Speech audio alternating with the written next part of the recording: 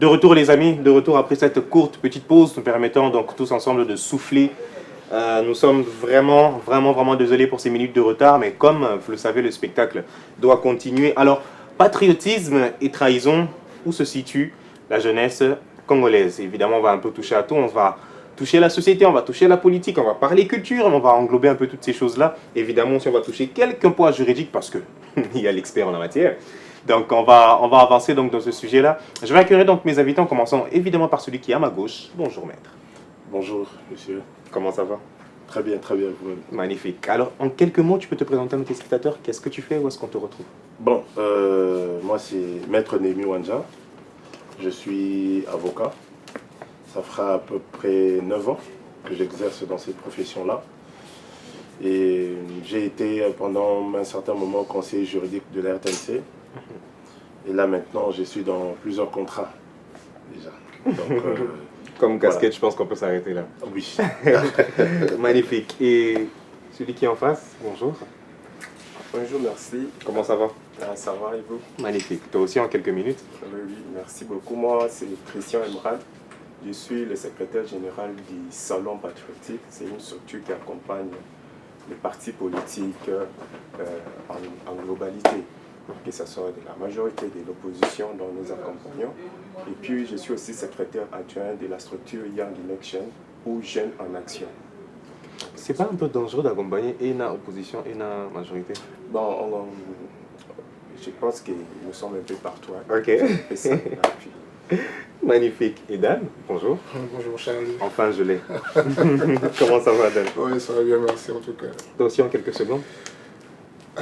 Dan Tsumbu, exploitant minier depuis quelques années. Et donc voilà, après je me devais de répondre à ton invitation. Qui te devait, vraiment. Ça faisait un moment que tu n'arrêtais pas de me chercher. Du coup, je suis là, ça fait plaisir. Magnifique. Alors évidemment, je vais commencer par toi, avec cette première question. Alors, comment aujourd'hui tu définirais le patriotisme en RDC? Ah ben c'est simple.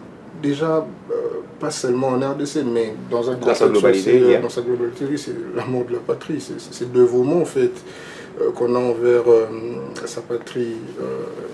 C'est donner corps, âme et esprit, je dirais même, aller jusqu'au sacrifice suprême pour son pays. Donc, voilà. Jusqu'au sacrifice suprême. Dis-moi un peu, Christian, aujourd'hui il y a beaucoup de sortes de différents patriotismes. Il y a des gens qui sont beaucoup plus extrêmes que d'autres. Est-ce que c'est juste des degrés de patriotisme? Ton nuance, patriotisme. D'abord, parlant du patriotisme, moi j'ai toujours dit le patriotisme est l'expression du nationalisme. Ok. Par là, donc, je me dis que nous devons d'abord cultiver l'amour patriotique, ce qui manque dans notre nation, dans notre pays.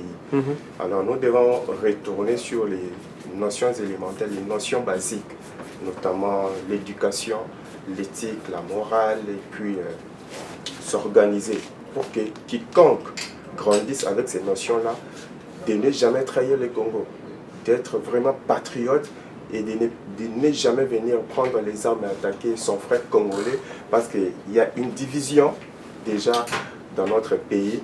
Nous jeunes, on est divisés. Okay. Donc on ne peut pas se taire, on doit s'élever pour lutter contre la trahison, la division qui règne au sein de nous.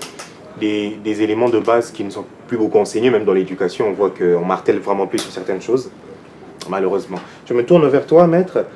Tu penses qu'aujourd'hui la jeunesse est patriote ou non, dans sa globalité? Bon, j'aurais quand même un avis assez tranché par rapport à ça. Oui, avoir certains jeunes qui évoluent dans plusieurs structures, plusieurs domaines, qui montrent d'un caractère assez patriote. Oui, les autres les font gratuitement, comme j'ai de cesse de le dire. Mais oui, malheureusement, il y a ceux qui le font moyennant une certaine somme d'argent. Ça, c'est quand même assez triste. Et la jeunesse aujourd'hui, j'ai vu, il y a un groupe de jeunes récemment qui ont été reçus par le conseil spécial en matière de sécurité, qui, entre parenthèses, je ne sais pas par quelle magie, ils ont reçu mandat de représenter. Super.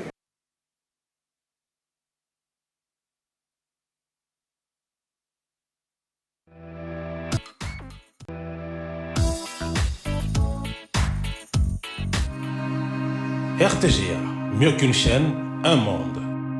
Le journal.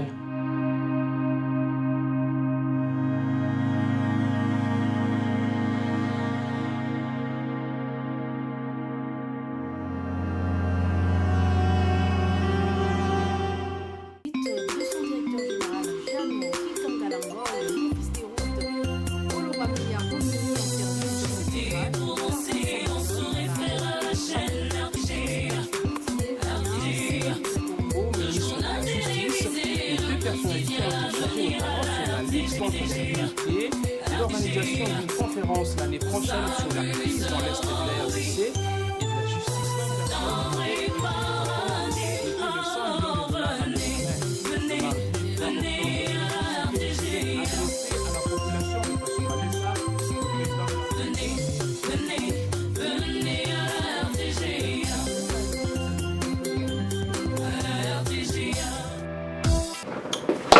Je nous retrouve encore une fois les amis. Bonjour, bonjour, bonjour encore à chacun d'entre vous pour ceux qui viennent de se brancher sur les chaînes de la RTGA. Et donc j'étais avec Maître Néhémie qui divisait un peu, qui était un peu tranché dans ses idées en disant que oui, il y a une certaine catégorie de jeunes qui restent patriotiques, évidemment gratuitement, hein, toujours avec la flamme donc, du pays. Et il y en a d'autres malheureusement donc, qui sont dans ces monnaies. Et donc c'est très très malheureux. Je me tourne encore vers toi aussi Dan, tu penses pareil? Est-ce qu'il y a une grande partie qui est monnayable et il y en a une qui est de moins en moins patriote de façon gratuite? Mais bien évidemment, comme le dit c'est bien Maître Néhémie, vous n'avez qu'à voir sur les réseaux sociaux combien nombreux d'entre nous ont littéralement vendu au fait leur dignité. Yeah. Donc, vous voyez un peu, ils sont prêts à tout défendre, prêts à défendre même ce qui noir sur blanc. Paraît vraiment, voilà, n'est pas défendable. Et là, c'est vraiment triste.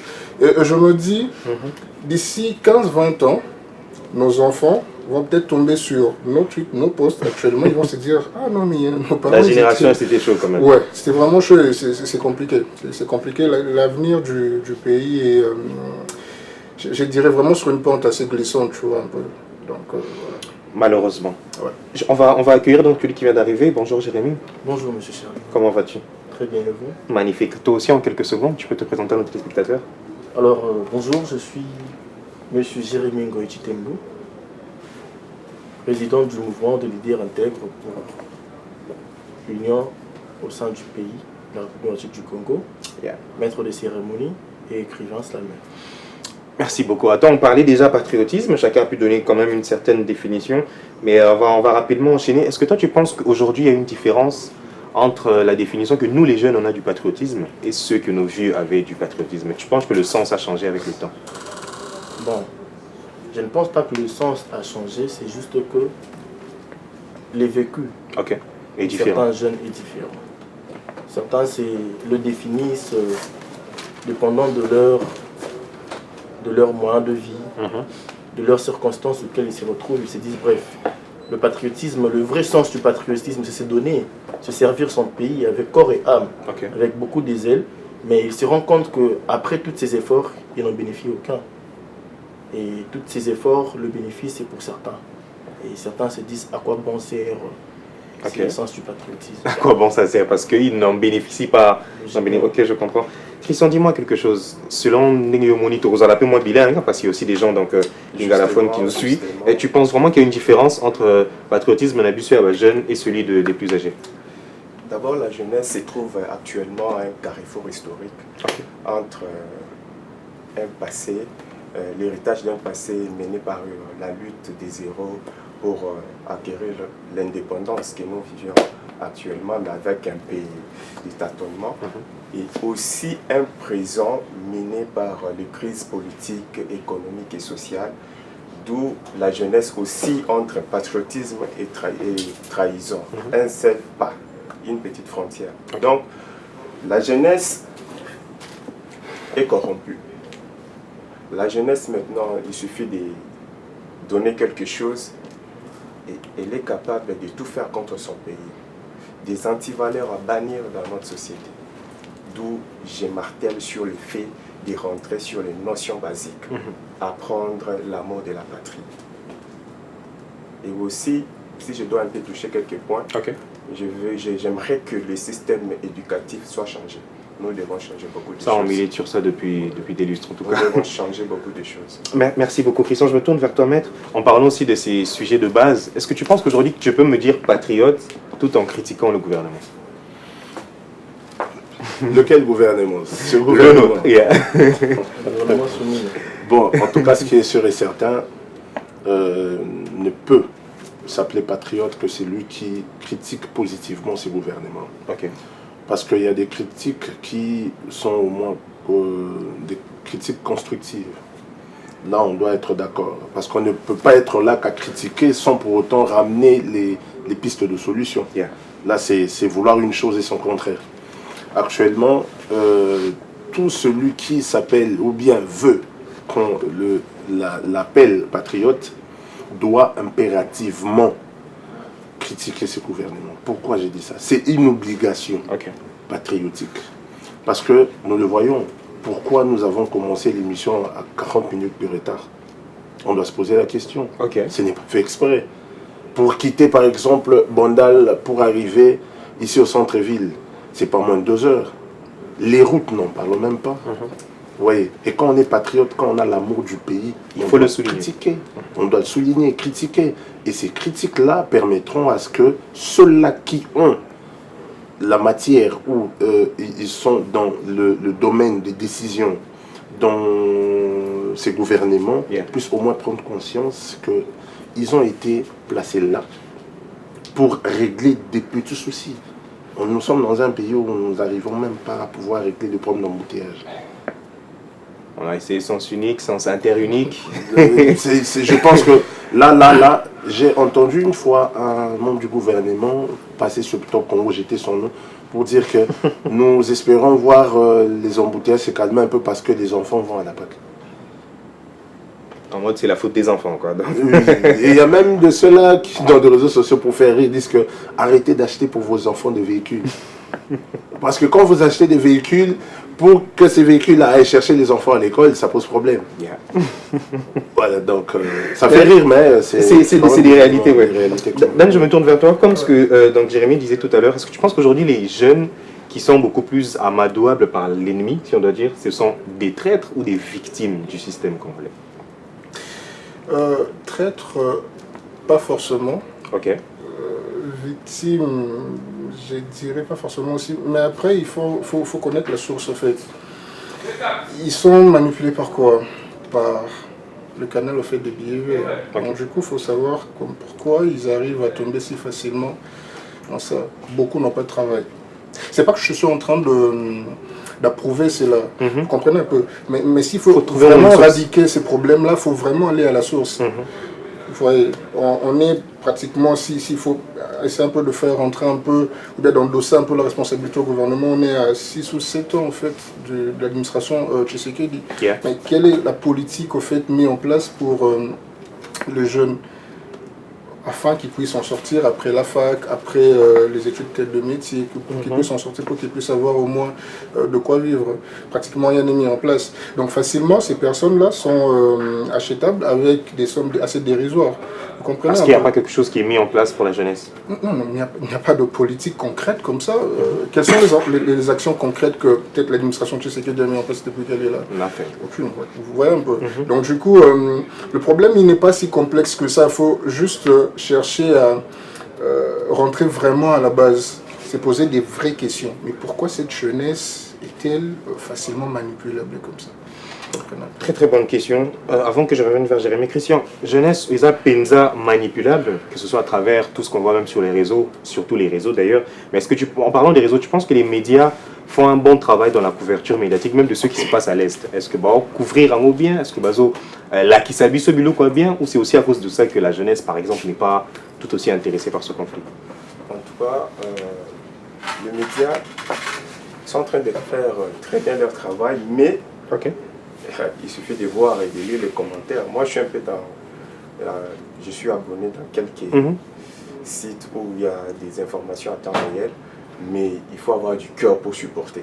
Je voulais un peu ouvrir aussi une parenthèse, Maître Néhémie, pour dire que c'est bien bon de critiquer, mais les critiques sans proposition ou donner des pistes de solutions, il faut toujours, quand tu critiques, c'est que tu as déjà 50% de la réponse, que non, quand il y a tel problème, pour y remédier, il faut faire ceci. Et aussi les dire, peut-être que non, quand on va écouter ta voix et puis mettre en pratique, ça pourrait aller. Maintenant, sur les médias, ce qui se passe, notamment ce qui se passe à l'Est, avec la situation sécuritaire, c'est déplorable à lire les commentaires des jeunes. Les insultes, ils alimentent la toile avec des guerres stériles, des polémiques inutiles. En tout cas, je me dis, ces pays... C'est pas forcément la faute des médias, mais aussi nous, les récepteurs. Nous Nous d'abord. Nous d'abord, Congolais, à la base, nous sommes mauvais, nous sommes méchants. On dit chaque fois, c'est lui qui tue les pays ou qui tue le monde, ce n'est pas... c'est lui qui prend l'arme en train de tuer son frère, mais c'est celui qui reste bras croisés. Nous devons agir. Nous avons ces pouvoirs-là. On ne doit pas rester bras croisés, laisser l'ennemi entrer. Comment agir alors en tant que jeune par rapport à cette situation selon les médias, selon ce que nous recevons? Comment on peut agir? Il y a différentes façons d'agir. Notamment, il y a d'abord être derrière le chef de l'État. Et aussi... il y avait déjà une campagne pour donner les sons pour les FARDC qui sont en train de... ce genre d'initiative. Oui, qui d'ailleurs je l'avais fait, j'espère que non, mon sang a servi. Et puis parler n'est pas se taire. C'est pourquoi je m'en vais aussi féliciter la ministre d'État Wagner, je cite, Kayikwamba, lui qui ne s'est pas tué, qui a parlé, qui a dénoncé le fait que non, le Rwanda est derrière tout ça, et que non, le Rwanda a eu des sanctions. Et hormis cela, ajouter une supplique que ces sanctions-là soient appliquées, non contournables aussi. Et donc, nous avons le pouvoir d'agir sur tous les aspects, dans tous les domaines. Merci beaucoup, Christian. Dis-moi un peu, Jérémy.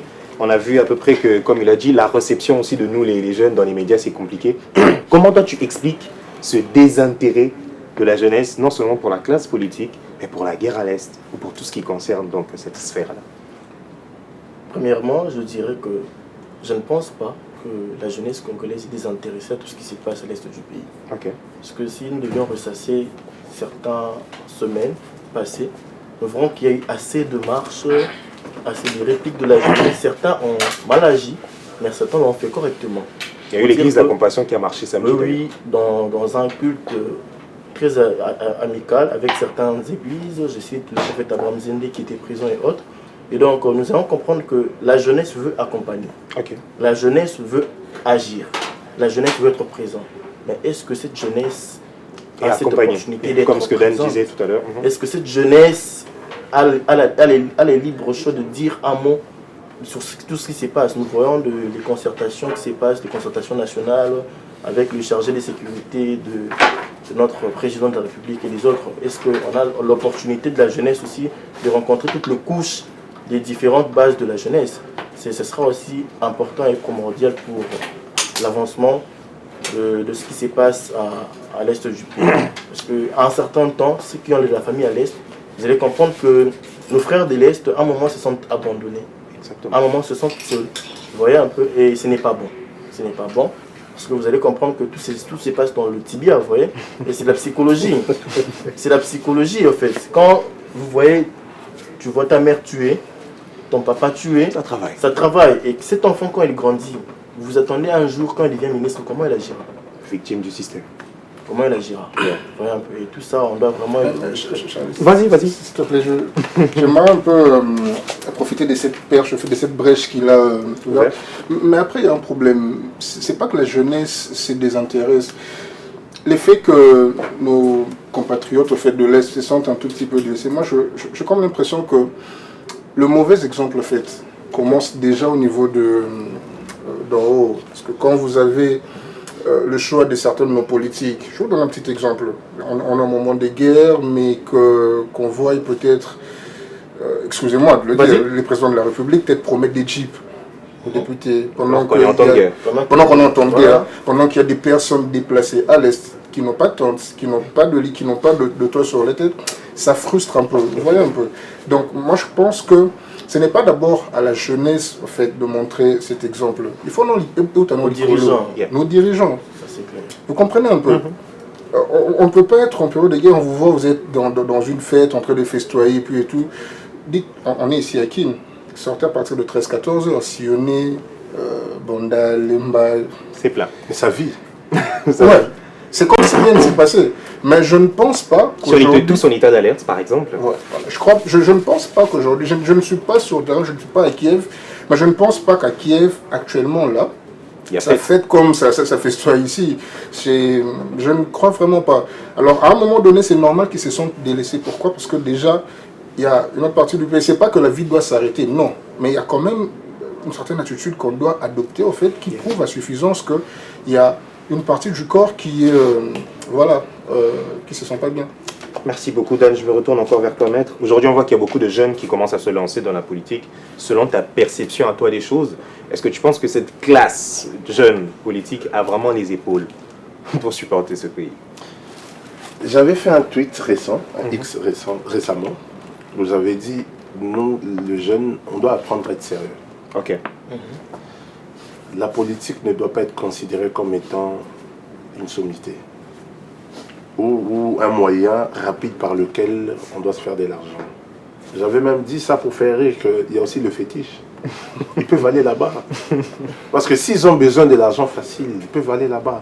Bref, pour dire que le jeune, on doit apprendre à être sérieux. Il n'y a pas que... Moi, par exemple, je n'ai jamais fait de la politique. Jusque-là. Okay. J'ai été sollicité à plusieurs reprises dans différents partis politiques. J'avais refusé. Pourquoi? Parce que j'aime avoir cette autonomie de réflexion, cette autonomie de raisonnement. Je ne veux pas aujourd'hui que je puisse agir, réfléchir par procuration. Parce que tu es attaché à Parce qu'il y a une autorité morale qui a donné un mot d'ordre que je puisse... Voilà même pourquoi nous, les avocats, on nous refuse de travailler dans des administrations sous contrat. Où il y a une certaine hiérarchie. Yeah. Pourquoi? Parce que l'avocat est appelé à réfléchir de manière indépendante. Alors que là, quand tu te retrouves dans une administration, tu ne réfléchis plus d'une manière indépendante. Tu as un target à accomplir, tu as le mot d'ordre de la hiérarchie de ressources humaines ou de la direction générale à respecter. Il faut suivre les sentiers battus. Il faut suivre les sentiers battus. Et là, c'est tellement compliqué. Je pense que si la plupart des jeunes qui sont par exemple dans mon domaine décident d'être indépendants, ça veut dire ne pas être dans un parti politique. Moi déjà, personnellement, je condamne les avocats qui sont dans des partis politiques. Parce que tu sais qu'il n'y a pas d'objectivité. Oui, déjà, même s'il n'y a pas vraiment ces principes de subordination ou de hiérarchie, oui, mais après, il y a l'autorité morale qui est là. La pensée unique. Voilà, la pensée unique. Il y a un secrétaire général qui donne le mot d'ordre. Comme mon frère qui est à côté, il est dans une structure et il sait, il est secrétaire général de sa structure. Aujourd'hui, s'il dit A, le subalterne vont suivre ce qu'il va dire. C'est lui qui va dire B. Il est contre la parole de la vision de la hiérarchie. Il sera mis de côté. Pémbénisé. Donc là, pour moi, je pense que le jeune, nous devrons peut-être, ceux qui sont comme mon frère Dan, il est dans le secteur minier. Je ne pense pas qu'il a une hiérarchie. Je respecte, donc pour dire que non, tu dois aujourd'hui exploiter le coltan. Non, aujourd'hui, là, demain, le diamant. Non. Vous voyez, il est indépendant. Et c'est cette indépendance-là que je demande aux jeunes. Oui, ceux qui sont dans des secteurs bancaires, ceux qui sont dans la télécommunication, oui, bien sûr, on ne doit... Comme vous, par exemple, vous êtes là, vous nous informez, vous nous animez, vous nous détendez. Oui, bien sûr, mais dans votre domaine, dans la mesure du possible, vous contribuez aussi à l'avancement de cette jeunesse. Yeah. Oui, parce qu'aujourd'hui, à l'époque, nous savions que le média a été dominé par les grandes personnes, les vieilles personnes. Mais aujourd'hui, nous avons quand même, nous sommes contents, le média est quand même rajeuni. Et ça fait du bien. Donc moi, ce que je peux donner comme conseil aux jeunes, c'est de pouvoir avoir cette autonomie de raisonnement, de réflexion, des pensées. Parce que si là, par exemple, par exemple, les jeunes qui ont été reçus par le conseiller spécial, c'était par rapport à cette séance de consultation. Vous voyez, pour la composition du gouvernement de l'Union nationale qui arrive. Vous voyez, ils ont consulté par, je ne sais pas, par quel moyen, ces jeunes se disent être les représentants De la jeunesse. C'est ça le pire. Qui leur ont donné le mandat de représenter Qui la vous jeunesse? ont choisi, les mecs? Qui vous ont Je choisi? suis en train sur le réseau Instagram, j'ai vu charger le conseiller national de la jeunesse. Et autres, je me suis dit, Mais vraiment, cette jeunesse-là, on ne sait pas, nous sommes des jeunes. Quand même, mon frère Charlie qui est là, il est connu, il a quand même une certaine notoriété. Est-ce que déjà cette structure l'a consulté pour voter, par exemple? Qui vote? Ça se passe où? Ça, c'est autovote. C'est là où est le siège national par exemple, de la commission de la jeunesse, de ces structures-là? On ne connaît pas. Je crois que la majorité de ces jeunes sont le fruit des partis politiques. Hein. Mais rejetés, oui, d'ailleurs. Oui, c'est ceux de Mais excuse-moi, je ne vais peut-être pas citer le nom. On avait vu récemment, il y a là quelques années, il y avait l'ancien gouverneur Ngobila qui avait reçu la jeunesse et il y a eu quand même des choses qui se sont passées. Il y a eu des détournements de 13 000, 12 000 $. Mais on voit, c'est les mêmes jeunes qui aujourd'hui s'autoproclament les représentants de la jeunesse. Je ne peux pas aujourd'hui accepter que je sois représenté par ceux-là qui détournent de l'argent. Moi, ça ne passe pas. Christian, je reviens vers toi qu'on reparle des mines avec Dan. C'est vrai, comme le maître vient de le dire, on peut donc parler patriotisme et influencer la jeunesse, chacun dans son domaine. Mais j'ai l'impression qu'en 2025, si tu ne t'engages pas en politique, tu ne peux pas parler patriotisme. En 2025. J'ai l'impression que c'est vraiment comment dirais-je, c'est la mode en fait. C'est un peu la mode. Donc tu peux pas être patriote si tu n'es pas dans la politique. Si tu es dans autre chose, non, tu n'es pas vraiment. C'est pourquoi je dis que non, il faut déjà changer les systèmes éducatifs. Encore. Donc c'est impérieux de changer beaucoup de choses dans notre pays. Même les églises. Moi, je trouve que c'est une distraction. Terrain glissant, mais on y va. Waouh. Bien sûr. Ils sont là dans nous dire que non, le Dieu d'Israël, tout ça, tout ça. Mais en réalité, on voit Israël soutenir Rwanda. Je note pas sur... Très fort. Ce que je vais dire est que la jeunesse aujourd'hui, d'abord les problèmes concernant la réduction du train des vies des institutions, tout ça, c'est un acte à saluer. Beaucoup de jeunes sont influencés parce qu'ils se disent que déjà quand tu entres dans la politique, tu te tapes un poste et puis à la fin du mois... C'est 2000 quand même. Ouais, oui. C'est déjà, ça tire déjà l'attention. Et puis la jeunesse doit apprendre à s'auto-prendre en charge, s'auto-suffire en créant en innovant, en créant des entreprises, en faisant l'entrepreneuriat, qui d'ailleurs je vois déjà beaucoup d'activités d'entrepreneuriat. Et ça, c'est un atout majeur. Il faut que la jeunesse se focalise sur un domaine où il est précis, où il se doit évoluer ce domaine-là. Pas seulement dans la politique. La politique, comme Maître l'a dit, c'est un terrain vraiment...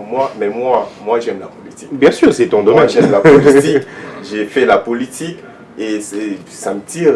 Donc je rêve politique. Même dans la douche, quand je me lave, c'est la politique. Donc tout ce que je fais est politique.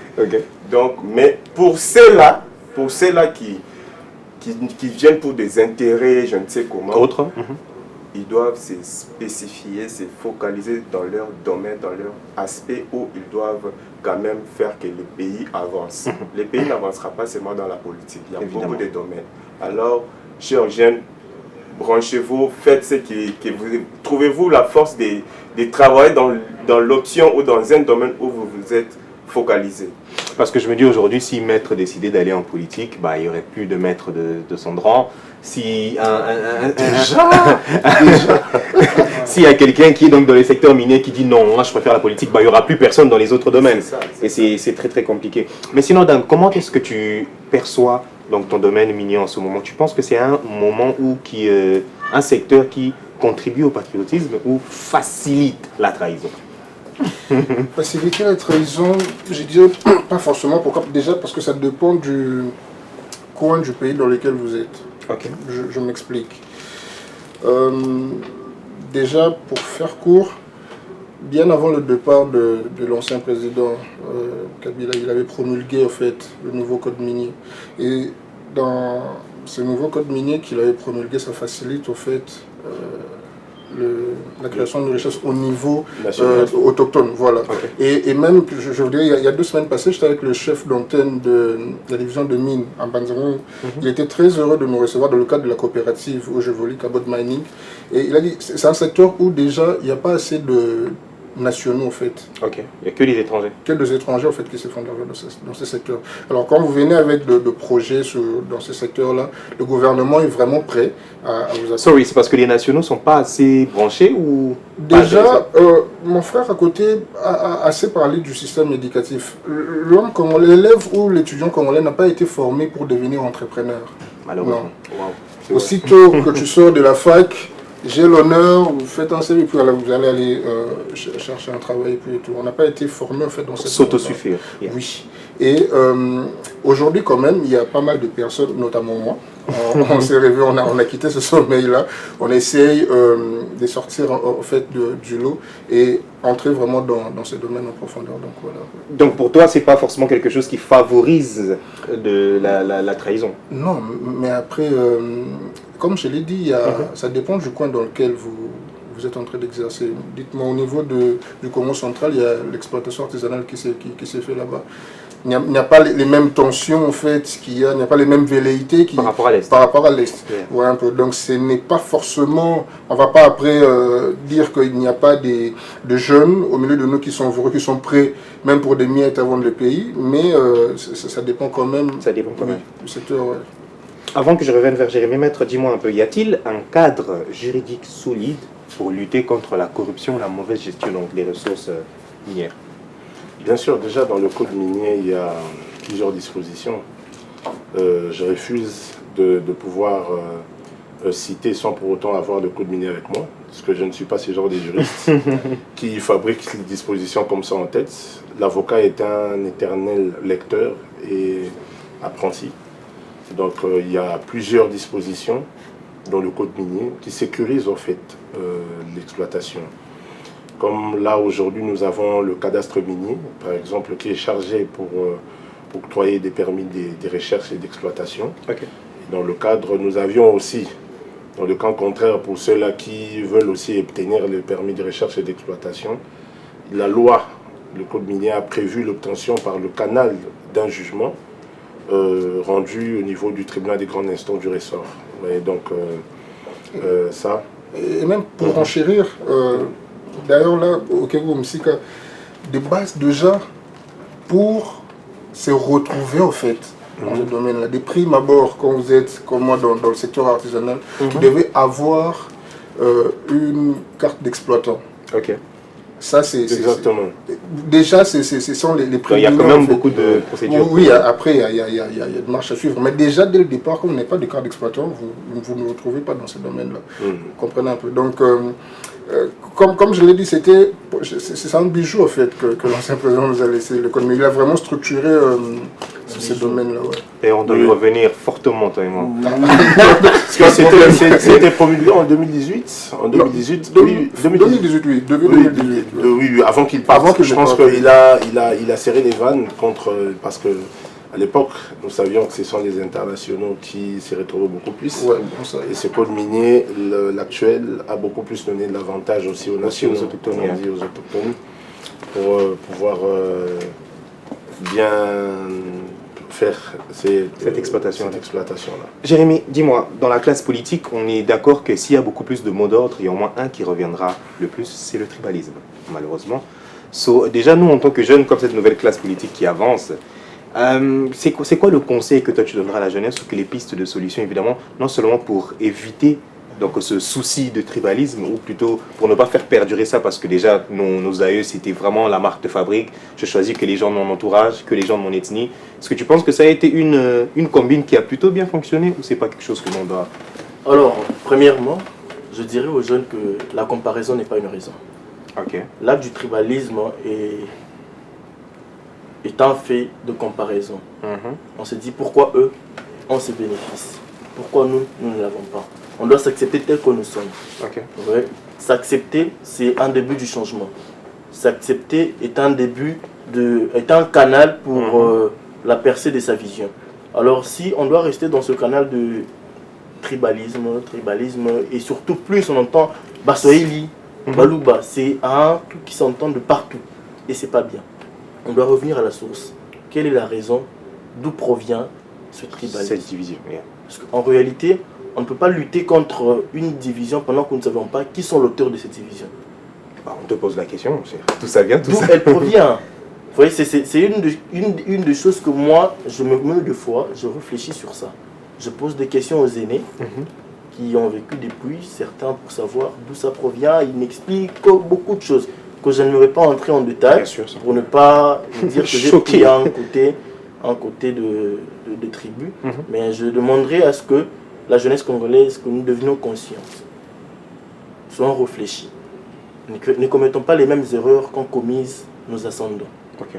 Il est vrai que ça fait mal, que certains bénéfices sont vus par certains, mais il est possible, nous aussi, d'en avoir si nous disons aujourd'hui que nous devions travailler ensemble. Moi, je ferai l'appel à l'unité de la nation, l'unité de la population congolaise. C'est possible si nous le voulions. Si nous ne le voulions pas, ça ne sera pas aussi possible. Si nous décidons aujourd'hui, nous nous disons que vous êtes maître de cérémonie, vous êtes entrepreneur, unissons-nous pour l'avancement de ce pays, alors les tribus aussi peuvent le faire. Et je ferai appel aux chefs coutumiers, aux anciens, parce que dans chaque province, il y a toujours des territoire, anciens. il y a des anciens et des chefs coutumiers. Si ces chefs coutumiers ou si l'État congolais pouvait créer un circuit ou une direction de rencontre de tous ces chefs coutumiers, leur mettre sur une même table, discuter sur tous ces problèmes tribaux, eux ensemble pourront se dire, donnons tels ordres, et ces ordres vont commencer à avancer, ça quitte des tribus, ça quitte des provinces, territoires, villages, ça avance jusqu'à dans la ville de Kinshasa. Et ensuite on verra qu'il y aura, parce que dernièrement j'ai regardé sur PPL News certains commentaires, quand les gens publiaient que le Congo est un et indivisible, et les gens précisaient que Kinshasa toyeba tribalisme té. Et où t'as la mboka. Vous voyez, c'était vraiment le dire de plusieurs. Kinshasa toyebi tribalisme té, où t'as la mboka. Et c'est vrai, parce que si vous demandez à ceux qui ont vécu à Kinshasa depuis très longtemps, nous qui sommes là, on n'a jamais entendu. Pas forcément eu de division. C'est pour plus ceux qui proviennent des provinces, et ils en arrivent ici, et ça en fait un peu du bruit. Mais si vous me permettez, pour paraphraser rapidement ce que mon frère venait de dire.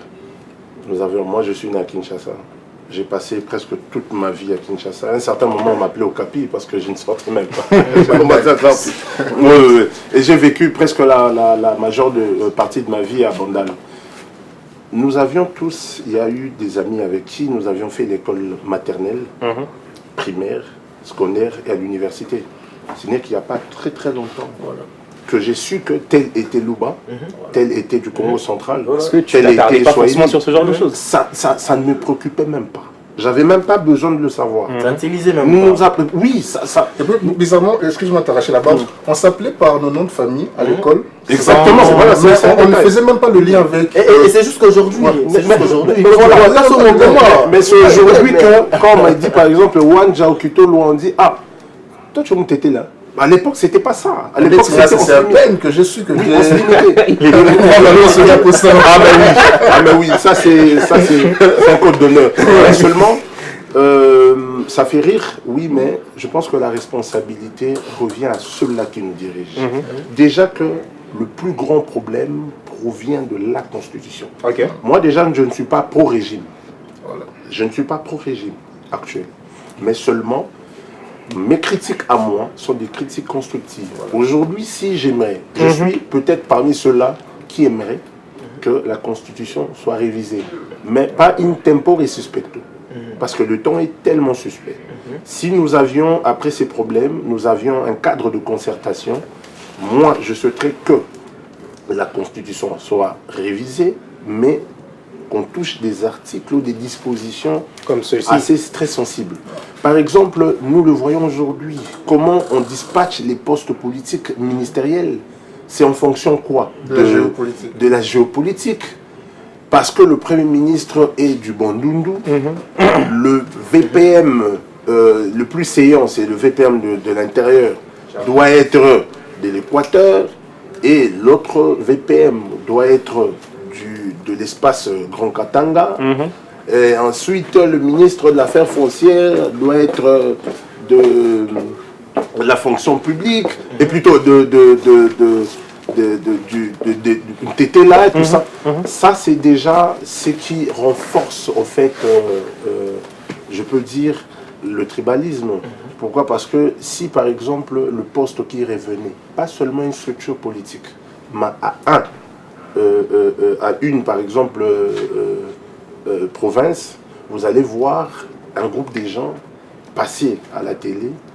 Il y a toujours celui qui tient une feuille. On dit, nous, ressortissants de Grand Équateur, nous voulons exprimer notre mécontentement parce que l'un de nous n'a pas... Ça, c'est déjà ce qui renforce le tribalisme.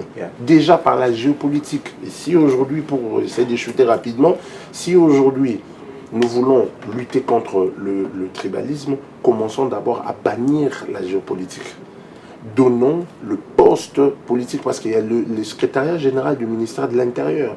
C'est lui qui est chargé de réceptionner toutes les candidatures de l'intérieur, de ceux qui doivent être ministrables. Et je pense que nous devrons d'abord éliminer la géopolitique, asseoir les compétences, le vécu. Et c'est par là que le pays sera pris au sérieux. Donc c'est un peu ça. Sinon, c'est vraiment très très complexe. Vous l'aurez compris, les amis, toujours, nous avançons donc doucement donc, dans ce sujet. Il nous reste, je pense, une vingtaine de minutes avant de clôturer. On va accueillir celle qui est venue en retard. Bonjour Floride.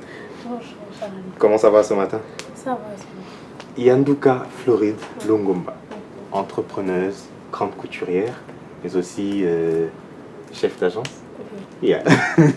Alors, on était en train de discuter sur ce sujet, patriotisme et trahison, où se situe la jeunesse congolaise. On a vu en long en large donc, la définition que chacun a du patriotisme, mais aussi on a vu donc, ce qui faisait en sorte que certains jeunes pouvaient donc, trahir, voire la patrie, ou se détourner carrément de la patrie pour des miettes, à cause du système, etc. Mais aussi on a vu qu'il n'y avait pas forcément qu'un seul secteur, on pouvait que... se dire patriote. Je pense que chacun dans son domaine peut aussi se dire patriote, donc peu importe, pas forcément dans la politique.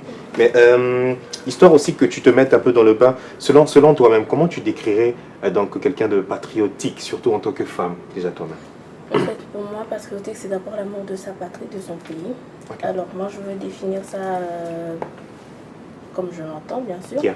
C'est l'effet de porter ses poids et cet amour de ton pays. Je donne un exemple. Comme aujourd'hui, on a vu avec Goma, et moi j'étais parmi des personnes qui disaient c'est que la population congolaise qui est debout, on n'a pas vu l'intérieur et tout. Et puis le lendemain, on a vu, c'est dans toutes les provinces, on était debout pour soutenir ceux de l'Est. Okay. Donc en vrai, on est amoureux.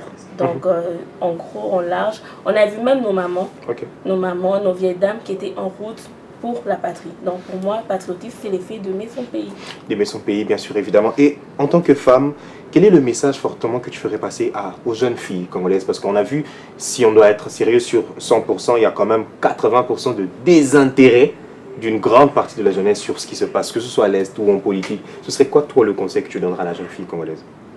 En fait, d'abord qu'on arrête de tout copier de l'extérieur. Parce qu'on dit toujours que l'arbre est vert chez les gens, je m'explique. Okay. Quand on voit les autres porter des plantes, avoir des cheveux lisses, on se dit c'est beau.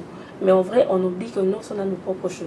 Okay. Et nous aussi, on aime ça. Okay. Donc, aujourd'hui, ce que j'aime, c'est que c'est vrai qu'hier, c'était un peu moins qu'aujourd'hui, mais aujourd'hui, il y a des femmes qui aiment sa culture, qui aiment sa façon d'être, qui aiment ce qu'elle est. Okay. À l'époque, c'était tout le monde qui avait les chocos. On voit ça. Par exemple, tout le monde mettait. Et maintenant, aujourd'hui, il y a des femmes qui se lèvent et disent je suis belle avec ma peau noire, avec mes cheveux gris.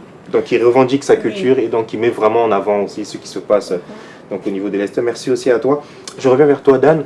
Est-ce que tu penses qu'aujourd'hui, on devrait enseigner plus en plus aux jeunes, à la jeune fille ou même aux jeunes garçons, cet esprit entrepreneurial aussi, voire même cette formation sur les mines, par exemple, parce que c'est pas beaucoup de gens. Bien évidemment.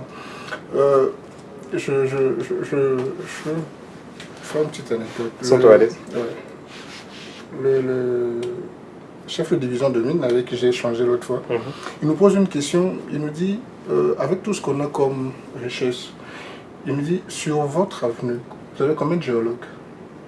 C'est une question assez pertinente. Et pourtant, on est dans un pays qui est déclaré scandale géologique. Vous comprenez un peu? Mais il y a beaucoup plus d'avocats, excuse-moi, beaucoup plus d'économistes. Je vais m'arrêter. Beaucoup plus d'informaticiens, vous comprenez un peu. On est un tout petit peu à côté de ce qui est essentiel au fait. Vous comprenez? Donc je me dis, cet esprit au fait d'entrepreneuriat, ou c'est sens au fait, cette direction qu'on devait prendre, je crois qu'on doit ramener vraiment beaucoup de réformes sur le système éducatif au fait de notre pays. Ouais, dans l'enseignement, dans l'entrepreneuriat, apprendre aussi aux gens. Mais il y a même des formations maintenant qui sont de plus en plus sur les ressources minières et tout ça. D'ailleurs, je nous encourage donc à aller... tu voulais marteler sur... Bien sûr.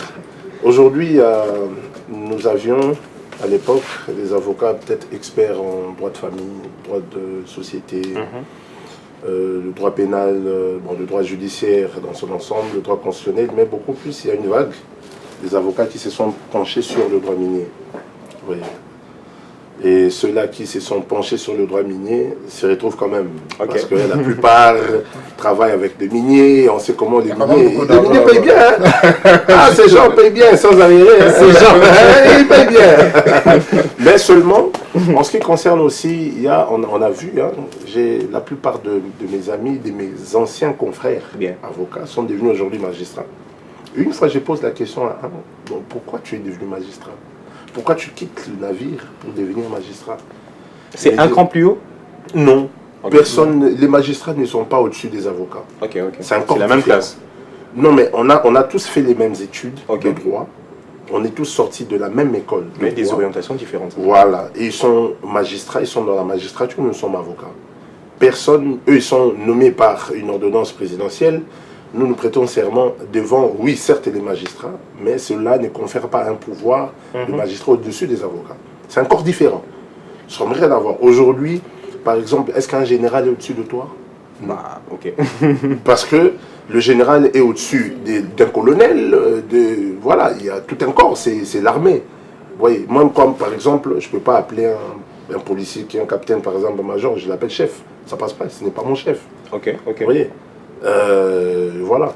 Donc, déjà, il y a malheureusement ceux-là qui sortent de la faculté de droit, qui pouvaient aussi, oui, certes, entamer d'autres domaines dans le secteur professionnel, mais c'est difficile parce qu'il y a aussi le côté où l'emploi est difficile. L'État congolais n'offre pas assez d'opportunités pour le jeune. Vous allez voir que le jeune aujourd'hui se dit, bon, j'ai fini mes études de droit, je vais rassembler mes documents, avoir quelques sommes d'argent, aller déposer au barreau pour prêter serment. Est-ce qu'ils deviennent avocats par conviction? Moi déjà, mon grand-père, c'est le premier magistrat tété là. Oui, le magistrat Wanja. C'est le premier magistrat tété là. Et moi, dès le bas âge, je voyais mon grand-père préparer sa touche et sortir à l'époque. À l'époque déjà, fin 90, quelque chose comme ça. À l'époque. Je voyais sortir. Et moi, j'ai rêvé au fait de devenir un jour avocat. De reproduire la même chose. Ouais. Et moi, déjà à l'époque, j'ai été à l'université où j'ai fini, j'étais le numéro 1 disons, j'ai été le champion, le champion du procès fictif. Déjà à l'époque. J'étais pas un brillant étudiant, déjà, mais quand je me mettais dans la peau d'un futur avocat, quand nous organisions le procès fictif, j'étais le numéro 1. Et quand j'ai fini mes études, j'ai fini en deuxième session, bien sûr, ou pire, deuxième session, j'ai réussi, mais après, je passe le test au barreau, dans la faculté à l'université.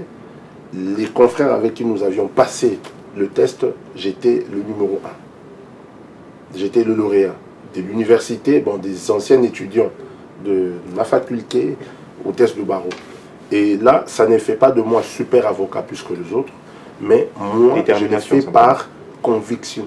Juste parce que j'avais l'opportunité d'aller dans la magistrature.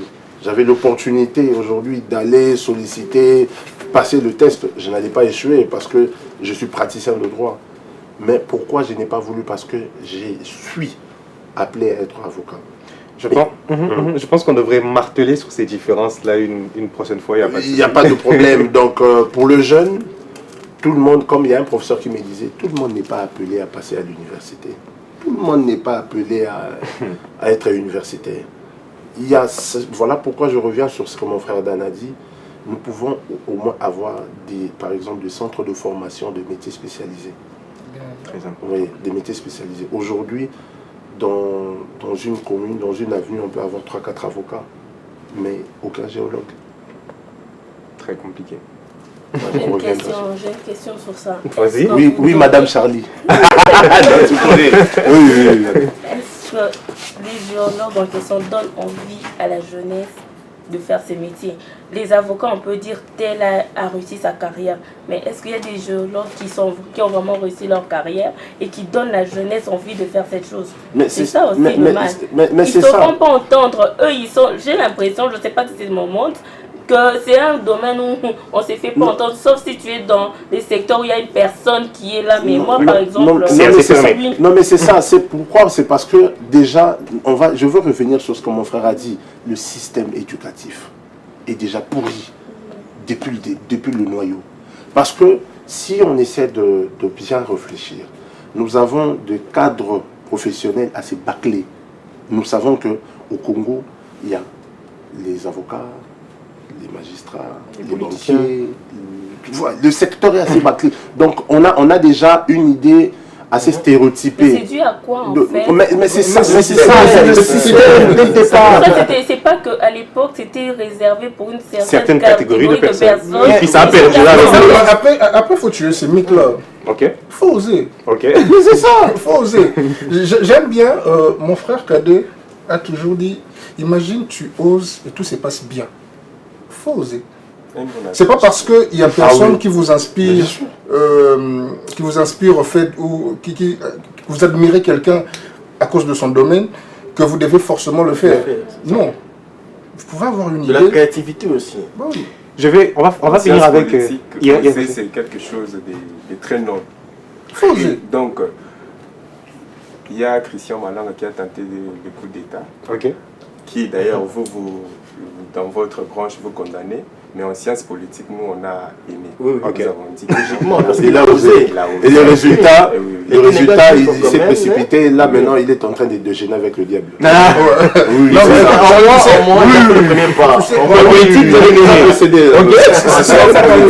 il a quand même osé et on applaudit. Il y a quelques années passées, moi, je n'avais aucune admiration pour le secteur minier. Ok. Je n'avais aucune admiration. pas aussi comme mon boéto, papa, les non, même pas. Bon, après, là, ça s'est retrouvé en 2021, non, début 2022, là-bas. Okay. C'est là que j'ai flirté avec ce secteur-là. Et après, je reviens à King. Je croise le président de ma coopérative, comme par hasard, comme ça. On discutait un tout petit peu, vu qu'il savait que je suis revenu là-bas. On discute et après, il me dit, mais ça t'intéresserait d'intégrer notre coopérative? J'étais flexible, j'ai accepté. On se lance et après je me dis mais il y a un mot mystique à faire. Mais ça paye bien. Fallait oser. Mais après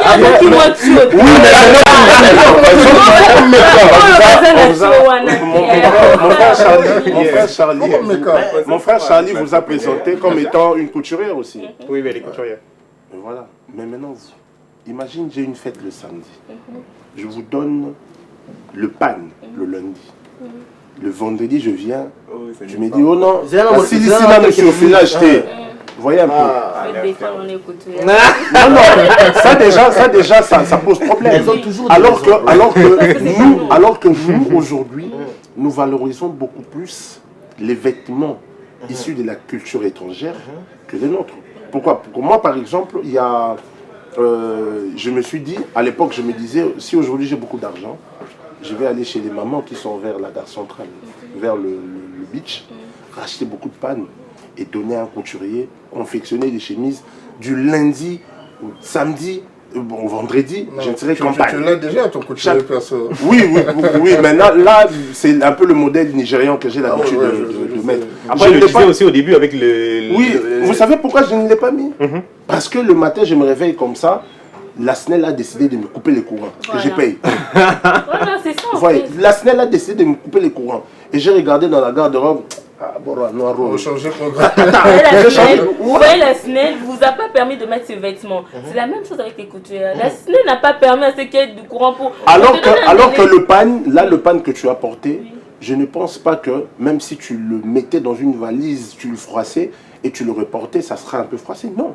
Vous voyez, et le pan, c'est son oui.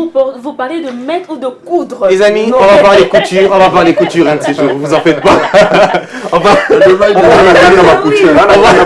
bientôt terminer. Par là. On va terminer avec donc nos amis donc activistes politiques. Je vais commencer par toi, Christian. Alors, c'est quoi les conseils phares que tu donnerais donc pour un éveil donc définitif donc dans le patriotisme et pour donc sortir un peu de cette trahison? En quelques secondes, déjà, on est en train de clôturer. Déjà, la jeunesse doit être consciente, se laisser manipuler, être versatile devant les billets verts, ce n'est pas bonne chose. Alors, nous devons retourner à la base. Parce que d'abord, j'ouvre une brèche pour dire à mon frère, à la base, les Congos étaient unis. Ceux qui sont venus nous diviser, ce sont les colonisateurs. Ils ont su que non, la RDC c'est un pays riche. Ils ont renforcé les ethnies, les divisions. Alors il faut aller, et que le peuple congolais avait une vision, d'où il faut venir avec la division. Ils ont divisé pour mieux régner. Divisé pour mieux régner. Et depuis, c'est là depuis 1885. Le tribalisme a débuté. Le tribalisme a débuté comme ça. Telle ethnie contre telle ethnie, telle tribu contre telle tribu. Ils vous ont donné le miroir. Oui, pour qu'après, quand il y a des conflits, vous partez vers eux et vous donnent des solutions. Et les politiciens sont venus mettre les make-up. C'est ça. Mais après jusqu'aujourd'hui, on doit pleurer des choses qui s'est passées en 1900. Mais oui, ça se perdure. On doit s'élever. Mais qui va s'élever? Vous parlez des osés. On peut s'élever maintenant, là, on sort sur le boulevard, là, ce sont les Oudjana qui vont nous suivre derrière. Fortement. Vous nous interdit de pouvoir marcher. Et c'est Christian finir les amis. Dans l'éducation, il y a le système qui est détruit, même dans la politique, il y a un système qui est observé. Et ça, on ne peut pas le nier. Comme monsieur le disait, si nous entrons dans un parti politique, vous verrez que nous sommes tous liés au règlement de l'autorité morale. Il est parfait, s'il vous plaît, il n'a jamais tort. Non, mais comment l'autorité morale un peu, et c'est très dangereux. Merci beaucoup. Je pense que... Et pour donner le conseil, la jeunesse doit unifier au lieu de diviser. Clarifier au lieu d'embrumer, aimer son pays, avoir l'amour de sa nation. Quand on a l'amour, on ne peut pas céder. On va se dire que non, les Congos c'est notre dénominateur commun. Nous avons... Ça passe au-dessus de tout. Oui, oui. Donc nous avons des restrictions, des règlements, les Vadmekum qui nous dit que non, je ne peux pas trahir la RDC. Et je pars dans cette piste-là, je reste égal à moi-même. Merci beaucoup Christian. Tour de table rapide. Floride, à toi. Ton mot de la fin avant qu'on clôture, évidemment, sur tout ça. Il faut juste, pour moi, il faut d'abord commencer à connaître le problème. Et pour connaître le problème, il faut commencer par l'histoire. Ok. Beaucoup entre nous ne connaissent pas l'histoire. Moi, j'ai été énervée de savoir que c'est Diego Kao, c'est aujourd'hui. J'ai vraiment été énervée de savoir. Bon, je l'ai su depuis l'école primaire. Et on me tapait pour que je retienne ça. Que c'est lui qui a découvert l'embouchure du fleuve Congo. Mais ça a toujours existé. En fait, ce qu'il faut faire, c'est qu'il faut d'abord, si l'éducation de l'école ne suffit pas, toi-même, tu peux t'enrichir. Moi, je suis contre ces genres de gens qui disent depuis 1800, depuis 1900, oui. C'est l'époque, nos parents sont morts. Et nous, on doit continuer toujours à pleurer sur ça. C'est qu'on ne va jamais évoluer. Commençons à connaître notre histoire et voyons le pour de la fois passée. Et on enlève le contre. Et aujourd'hui, avec la modernisation, on mélange pour qu'on avance. La question que j'aurais pour madame, nous connaissons l'histoire. Nous enlevons le contre. Nous voyons le pour. Et comment nous allons faire pour bannir tout cela? Mais c'est dans ton domaine. Comme moi, par exemple, dans les événements aujourd'hui, si tu regardes mes événements d'aujourd'hui, non, mais moi je préfère qu'on reste plus dans la politique. Laisse-le te répondre, laisse-le te répondre plus. Désolé, moi je ne suis pas dans la politique et je ne ferai jamais de politique. Vas-y, tu t'es bien engagé. Partout. Genre dans mon domaine, je fais de mon mieux de ramener cette touche africaine et avec une petite modernisation. C'est ça qu'il faut qu'on fasse. J'en ai marre des gens qui pleurent pour me dire, en tout cas jusqu'aujourd'hui, moi j'en ai marre de dire en 1800, oui, c'est les porcs qui sont morts. Et nous aujourd'hui, on va continuer à pleurer les gens qui sont morts. Pour ça, on doit avancer. Chacun dans son domaine essaie de voir le pour qu'il doit ramener. Et puis on avance. On arrête de se tuer entre nous. Parce qu'aujourd'hui, les gens qui nous tuent, c'est nous-mêmes les Congolais. Tu fais un événement. Congolais, je donne un exemple, $1000, il y a 500 PCO. Si au résultat, toujours ça les antivaleurs. C'est vrai que tu peux donner sa part parce que c'est normal, il t'a ramené et marché, mais qu'on arrête de se tuer entre nous, qu'on se soude et puis qu'on avance. On voit ça chez les étrangers. Les Nigériens, moi je félicite. c'est ça dit que les moko abimi quand moko on abimi ça veut dire que il faut tout le monde mais nous c'est quoi son bimi et ça dépend de elle a parlé de Diego Cao. OK. Je m'imagine j'ai un enfant qui vient quand j'aurai un enfant, il vient me demander... Qui a découvert l'embouchure? Imagine. Vous lui direz quoi? Ça sert à quoi? On va prendre des bus, on va aller jouer. On va découvrir ça aussi dans le Et puis Dédé, j'essaie de lui dire que non, tu vois les petits pays là, Rwanda, nous a fait croupir, agenouiller pendant 30 ans. Il va nous prendre comme quoi? Donc, comme des humains. Donc, c'est un petit pays comme ça. Donc, il est temps qu'on se lève debout et puis... Bon, moi, comme conclusion, il y a des centres culturels, il y a des musées, partons de festivals et tout. Tout en bas WhatsApp, oui, c'est pas mal, mais écoute, on doit aussi... Donnons la parole à Dan. Dan, continuons rapidement. On fait un tour de table rapide.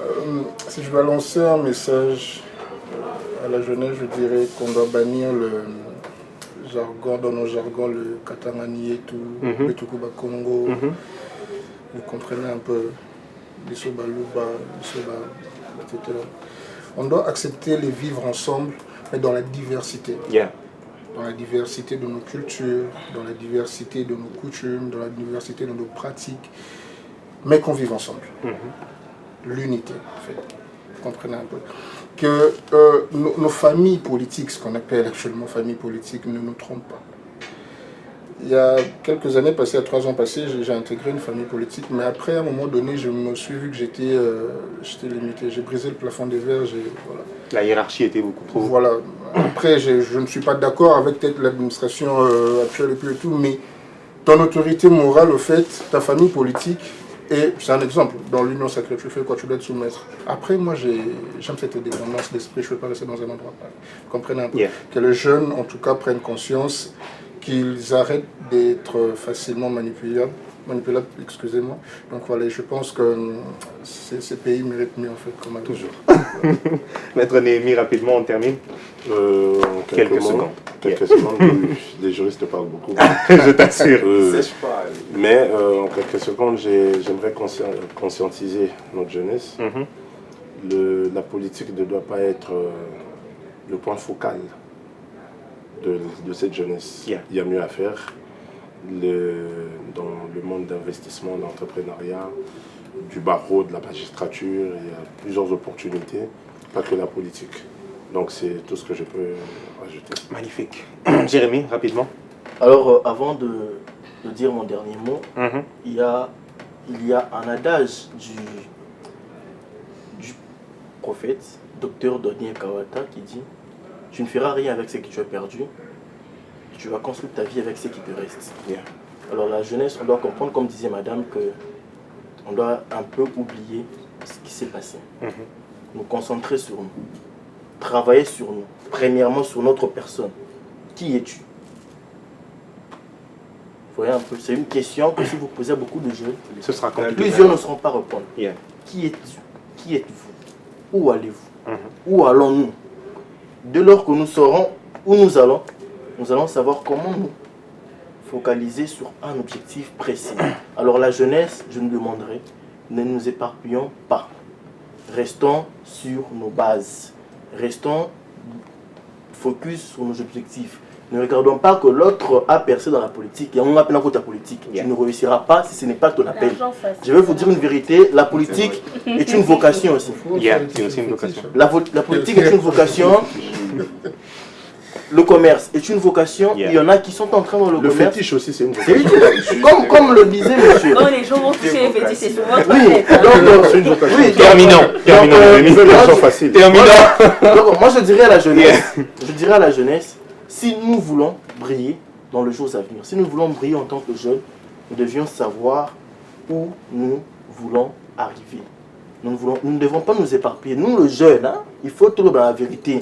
J'ai parcouru, j'ai fait l'université pédagogique nationale, j'ai fait Leadership Academy University, et je me rends compte que, comme on dit en psychologie, en pédagogie, il y a la psychologie de la foule. Et quand les jeunes se retrouvent quelque part, à Bungi Makanis, ils seront à Memami. Ouais, et c'est une des choses qu'on doit bannir. On doit nous concentrer et on doit mettre Dieu au centre de tout. Merci. C'est aussi important. Merci énormément, Jérémy. On est à la fin, les amis. Vous savez, Carrefour, c'est toujours comme ça, il y a toujours du mal à finir. On doit terminer avant le temps, puis bref. Merci à chacun d'entre vous qui nous avez suivis. J'étais avec Maître Néhémie, j'étais avec Dan, j'étais avec Floride, Christian et Jérémy. Merci à chacun de nos invités donc, qui a répondu à cette question, à toutes ces questions. Patriotisme et trahison, où se situe la jeunesse congolaise? Évidemment, il y aura le lien qui sera donc sur les réseaux. Vous verrez aussi quelques extraits. Donc, inspirez-vous évidemment de tout cela. Et on espère que Floride prochainement arrivera à l'heure. Merci encore une fois à chacun d'entre vous. Merci à mon directeur 33 Chitenga qui continue de nous faire confiance. Merci à l'excellent Michael Chioyo. Merci aussi à l'excellent Djibril qui était derrière les caméras. Merci aussi à Padou. Je pense à toute l'équipe RTGA donc, qui nous soutient derrière donc, cette caméra. Parce que Carrefour, ce n'est pas seulement nous, les amis. Carrefour, c'est aussi vous qui êtes derrière votre écran. On se retrouve évidemment mardi prochain et n'oubliez jamais, l'avenir, c'est aujourd'hui. À très bientôt. RTGA, mieux qu'une chaîne, un monde. Semble-t-il, n'a pas marché. Non, mais ça n'a pas marché parce que le gouvernement, en fait, ne prenne que des décisions cosmétiques. Tout ce que nous demandons au gouvernement, c'est de pouvoir créer des routes secondaires. Comment voulez-vous que la loi fondamentale, nulle part au monde, puisse consacrer l'impunité de chef de l'État, l'impunité de Premier ministre? Tes confrères ont eu à balancer le message. Nicolas Kazadi a fui, il ne va plus revenir. Il est allé en Europe, il avait demandé. Il est rentré. Nicolas Kazadi est rentré. Nous avons finalement compris. Semble-t-il qu'il n'est plus à Kinshasa actuellement. Non, il est là. Non, écoutez, faut pas. Nous sommes allés. Ouais. Il y a eu des dépassements au niveau de la présidence de la République. Mais c'est quoi un budget d'abord? Pour parler de dépassement. Ce sont des prévisions. Ça, c'est toujours votre dette. Adressé aux invités en studio, c'est une honte de remuer les passés. Matata Pogno, Mukoko Samba et autres, c'est du passé. Ce qu'importe le peuple, c'est de nous prouver de quoi vous êtes capable dans votre époque. RTGA, mieux qu'une chaîne, un monde.